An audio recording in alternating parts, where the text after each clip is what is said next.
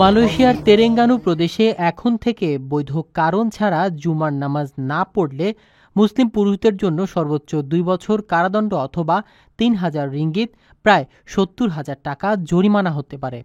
এর আগে নিয়ম অনুযায়ী টানা ৩ সপ্তাহ অনুপস্থিত থাকলেই শাস্তি হতো। লক্ষাধিক টাকা বেতনে কর্মী নিচ্ছে জাপান। যেতে আগ্রহীরা যোগাযোগ করুন স্ক্রিনে দেয়া নাম্বারে। তেরেঙ্গানুর তথ্য অনুযায়ী দাওয়া ও শরিয়া বাস্তবায়ন কমিটির চেয়ারম্যান ডক্টর মোহাম্মদ খলিল জানিয়েছে, সতর্কবার্তা ও নিয়মিত স্মরণ করানোর পরও কেউ নামাজ বাদ দিলে এ ধরনের শাস্তি শেষ উপায় হিসেবে প্রয়োগ করা হবে।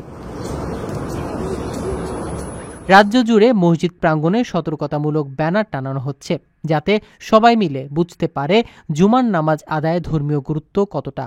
নতুন নিয়ম কার্যকর করতে জনগণের অভিযোগ গ্রহণ, টহল ও স্থানীয় প্রশাসনের যৌথ নজরদারি চালানো হবে।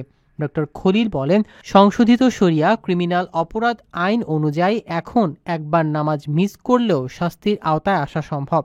নিয়মের লক্ষ্য মুসলিমদের মধ্যে ধর্মের মর্যাদা রক্ষা করা এবং সচেতনতা বৃদ্ধি।